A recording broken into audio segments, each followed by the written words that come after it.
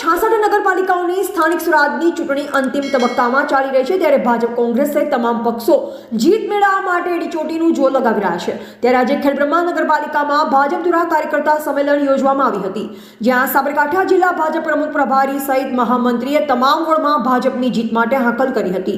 સાબરકાંઠામાં પ્રાંતિજ તેમજ તલોદ નગરપાલિકાની સ્થાનિક સ્વરાજની ચૂંટણી યોજાઈ રહી છે, જે અંતર્ગત તમામ પક્ષો જીત મેળવવા માટે એડીચોટીનું જોર લગાડી રહ્યા છે। ત્યારે આજે સાબરકાંઠાની ખેડબ્રહ્મા નગરપાલિકામાં કાર્યકર્તા સંમેલન યોજાઈ હતી, જ્યાં ભાજપ દ્વારા તમામ મતભેદ ભૂલી એકરૂપ થઈ સાબરકાંઠા જિલ્લાની 3 નગરપાલિકાઓ તેમજ 4 તાલુકા પંચાયતની પેટા ચૂંટણીમાં ભાજપની જીતનો આશાવાદ વ્યક્ત કર્યો, સાથોસાથ છેવાડાના મતદાર સુધી પહોંચવા હાકલ કરી હતી।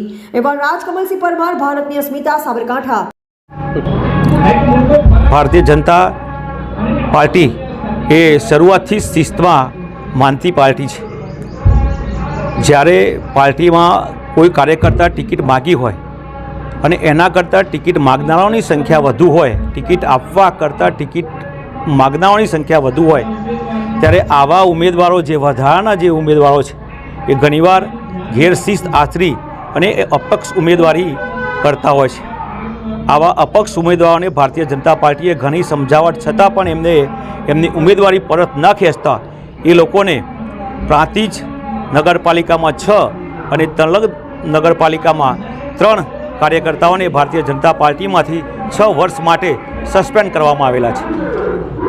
આગામી સમયમાં જો એવા કાર્યકર્તા અમારી ધ્યાનમાં આવશે કે જે આ બળવાખોર જે ઉમેદવારો છે એમને જો સપોર્ટ કરતા હશે, એવું જો અમારી ધ્યાનમાં આવશે તો એ કાર્યકર્તાઓ સામે પણ શિસ્તભંગના પગલાં લેતા ભારતીય જનતા પાર્ટી અચકાશે નહીં। જે પ્રકારે નગરપાલિકા સાબરકાંઠા જિલ્લામાં 3 નગરપાલિકા પ્રાંતિજ, તલોદ અને ખેડબ્રહ્મા, આ ઉપરાંત 4 તાલુકા પંચાયતની પેટા ચૂંટણી છે। ગઈકાલે પણ તલોદ અને પ્રાંતિજ નગરપાલિકામાં વિશાળ સંખ્યામાં કાર્યકર્તા સંમેલન હતું અને એમાં આપણા ગુજરાત રાજ્યના પૂર્વ નાયબ મુખ્યમંત્રી આદરણીય શ્રી નીતિનભાઈ પટેલે આ વિશાળ સંમેલનને સંબોધ્યું હતું। આજે પણ એ જ રીતે અહીંયા ખેડબ્રહ્મામાં રજનીભાઈ પટેલ ઉપસ્થિત રહેવાના છે।